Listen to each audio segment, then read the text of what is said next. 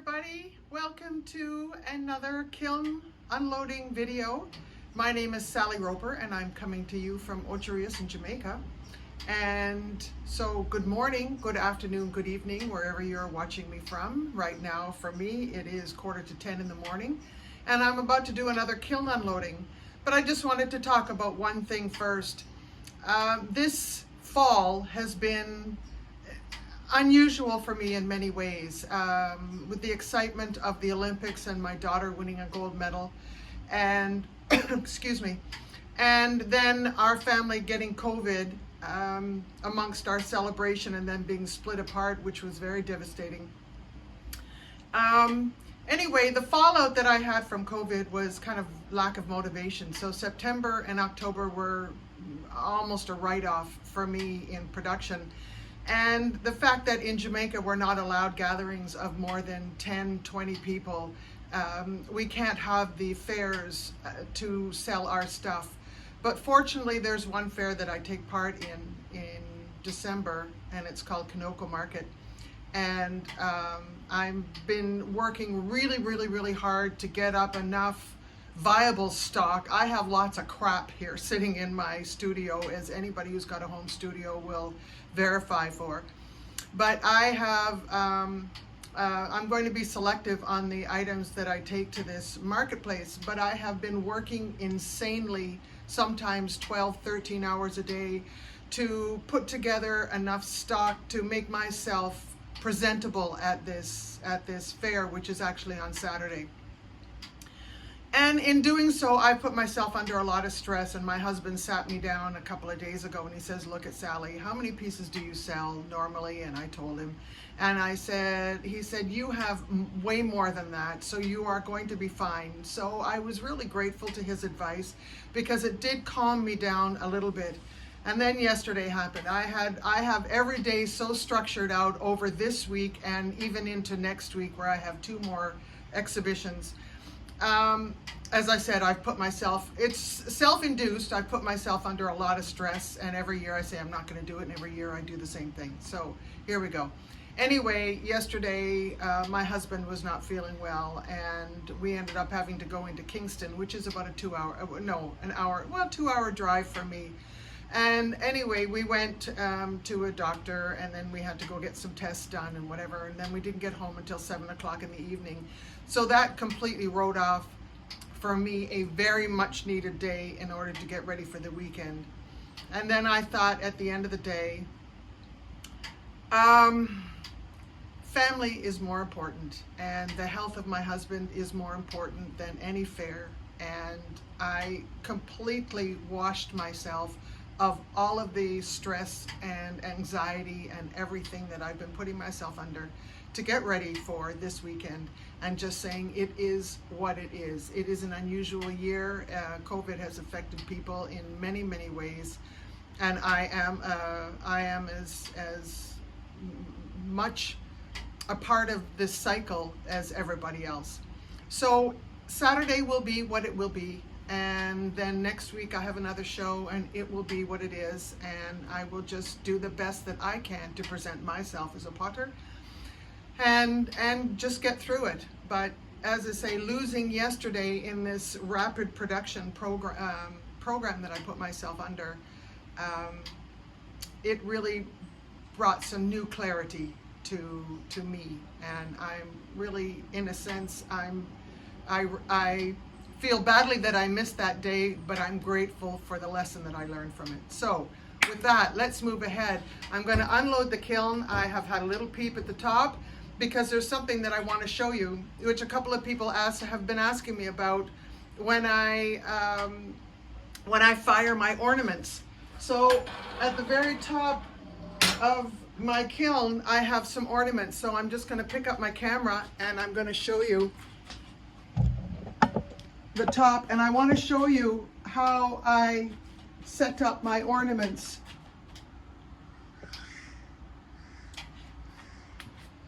And those, that is just using kiln posts, just a basic kiln post, and oh, I don't have one here, a Nicron wire, And then I just hang them. So I can just lift this out and I'll show you. This is how I hang them on there, and I make sure that they don't touch. They're moving now because I'm wiggling, but they don't move when they're in the kiln. And that's how I fire them. And I only do 3 or 4 on each rod because the rod will bend.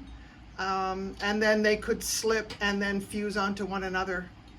So I just wanted to go over that because some people have been asking me, and then the wire just slips out. But this is the Nikon wire. It's reusable. I've fired this one many times, probably 5 or 6 times.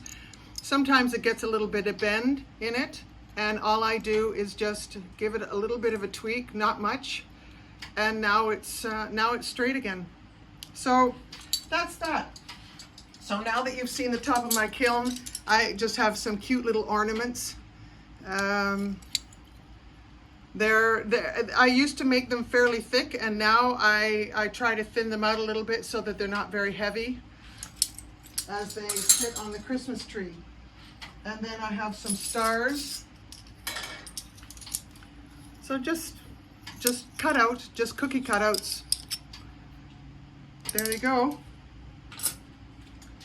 And a couple of more of the doves. Those are really popular. People like the doves that I do. And this is just a bell and another star and a bell. And this is, oh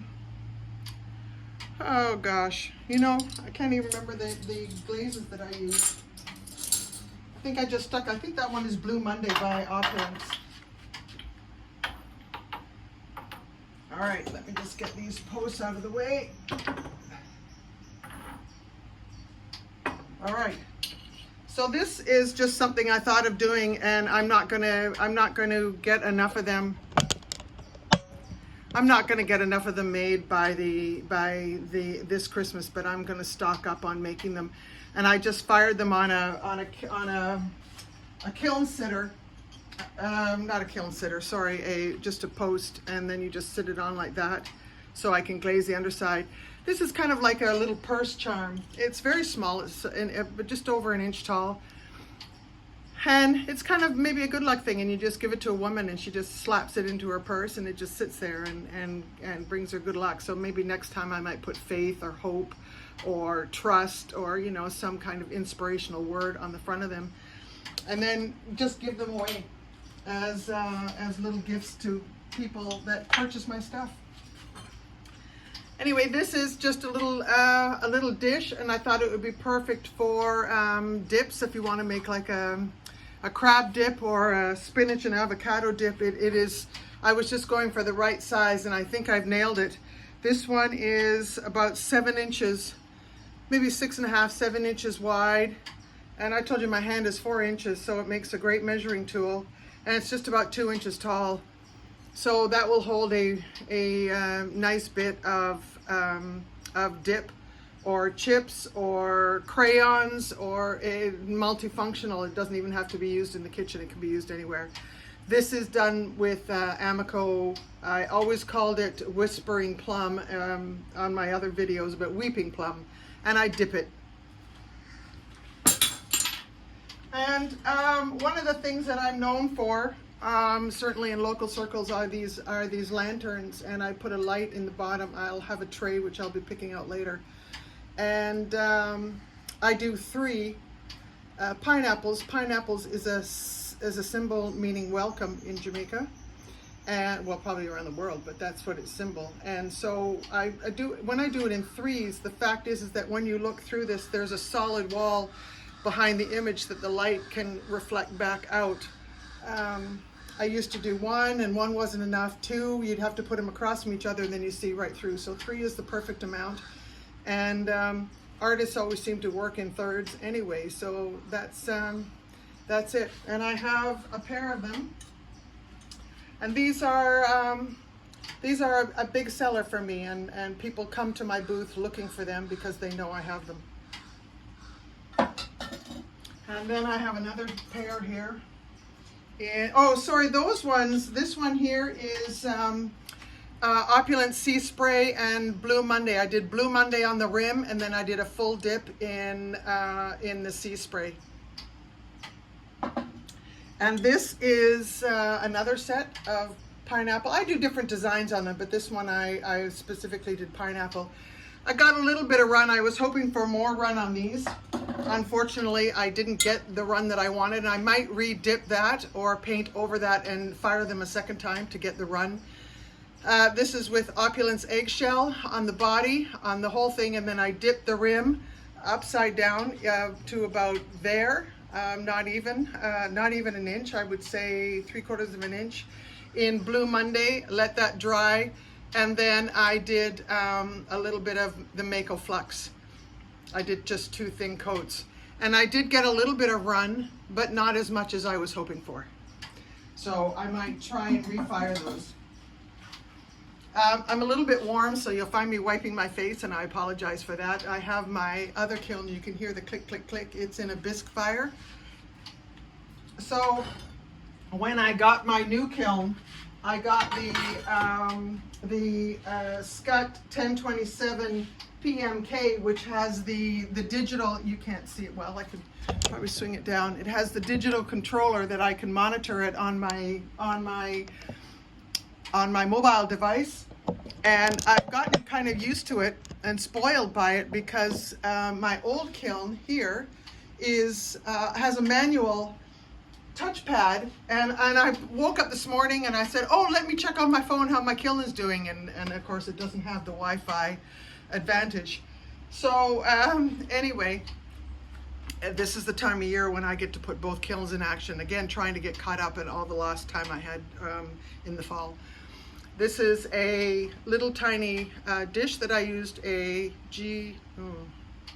actually I think it's a Sharon Hoppe form, and a sandbow decal in cobalt blue, and then I put a little bit of the Amaco stroke and coat on the outside, and then I dipped it in clear. I wax all the bottoms. You have a video a couple of videos ago where I show you how I wax the bottoms.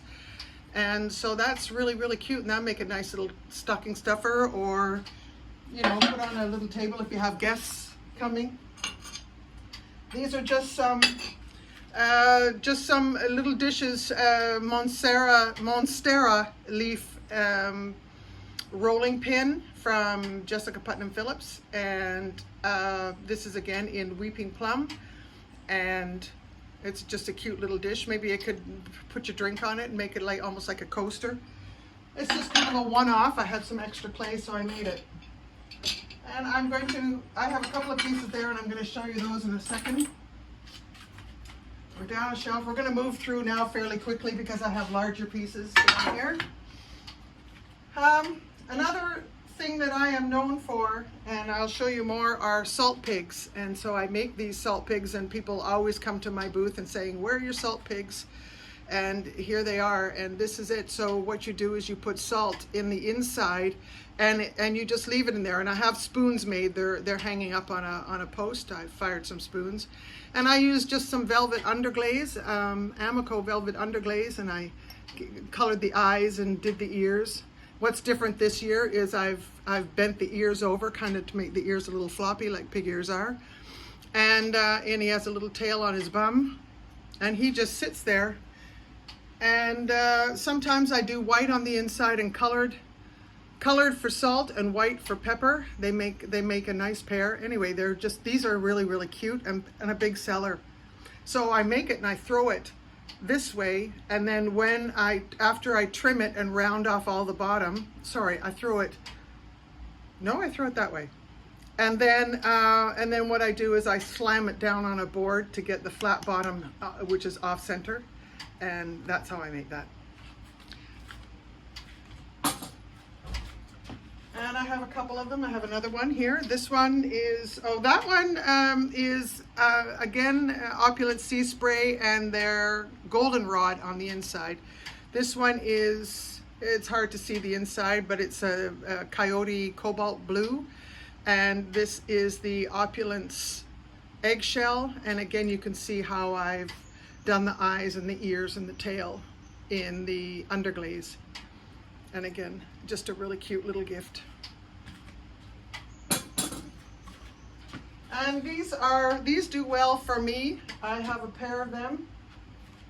And these are utility crocs. So it is about 7 inches tall, 6 inches wide. And I do a full dip. This one I did a full dip in sea spray. And then I turned it upside down and I dipped to here in the Blue Monday. And I get a little bit of run. My Blue Monday does act up sometimes, so I don't dip it for very long. But you can see these little spots here.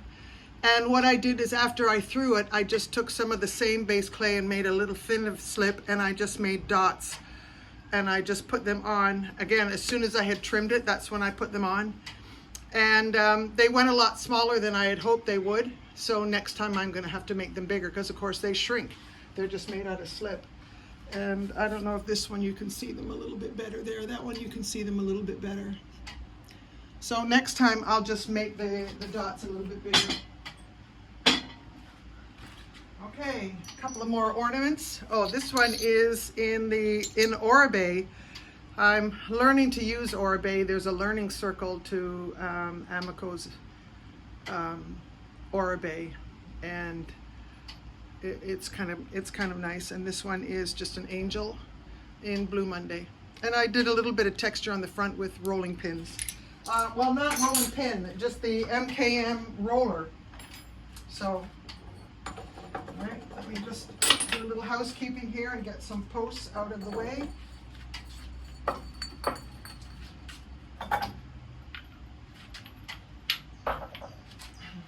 Okay.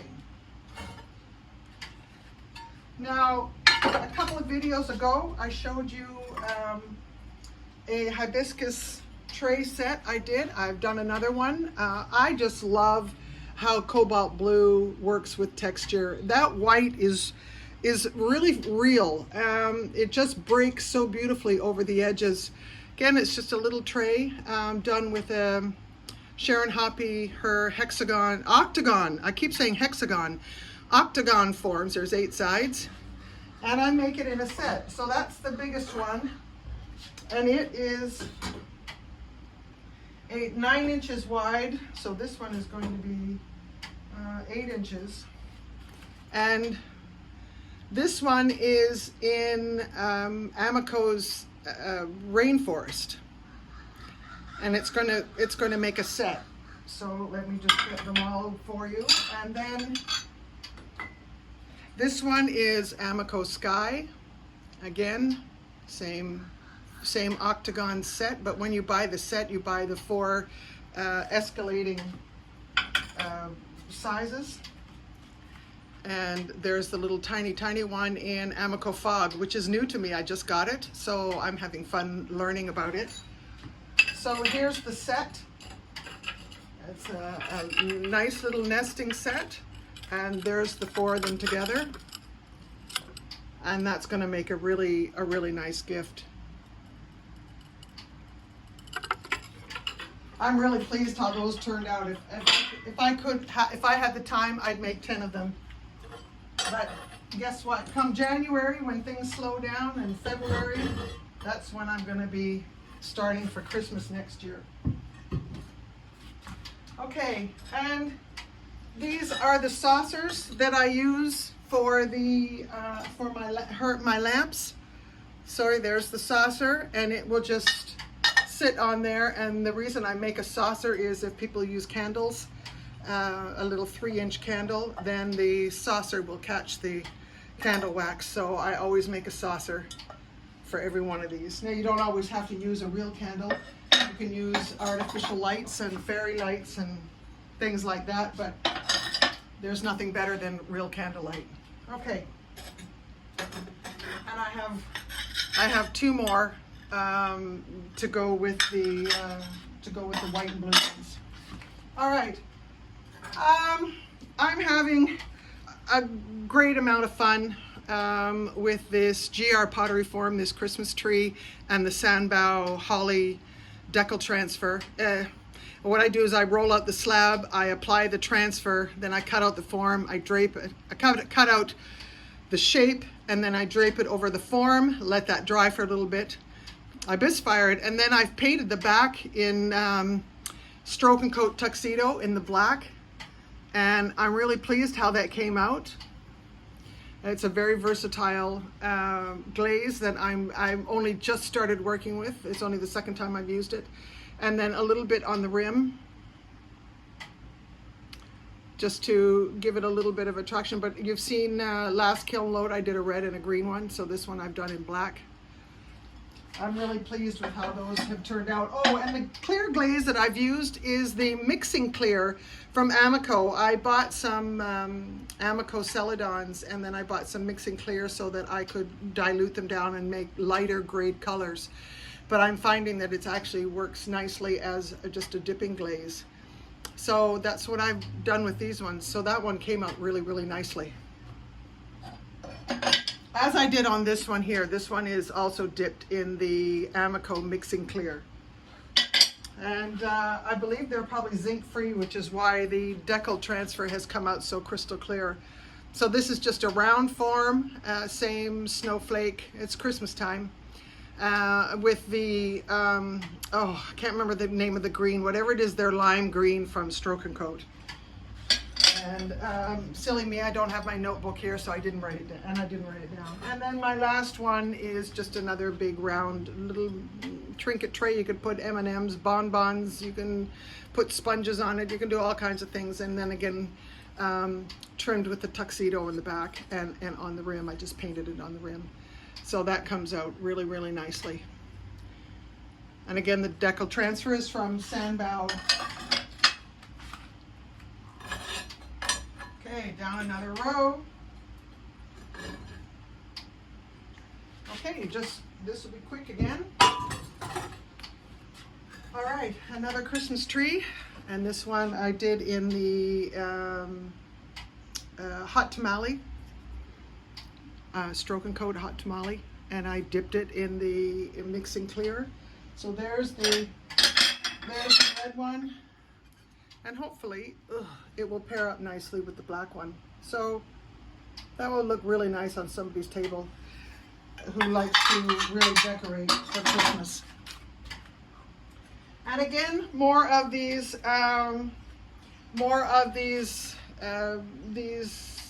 appetizer dishes. Dog bowls, you can make half a pie in them. I know another potter, Matthew Kelly, and he sells them from his wood fire kiln. I actually bought one and unfortunately broke it. But he has a recipe and everything that he gives you for a two-person apple pie.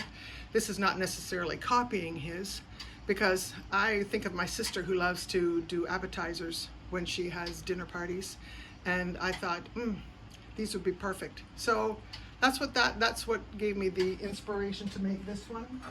Again, this one is in Opulence Sea Spray. I made two.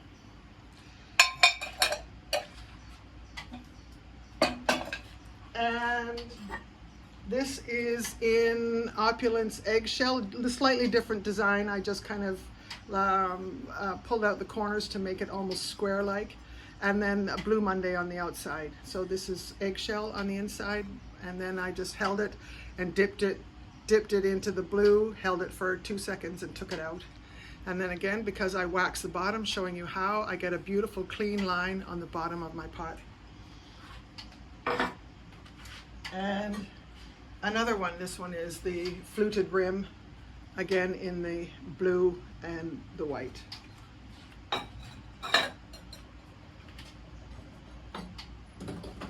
Alrighty, we're on the last row.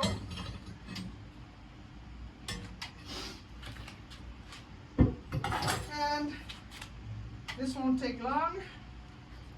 Again, one of my leaf bowls, but I just did this one in the Opulence Eggshell, just one solid color.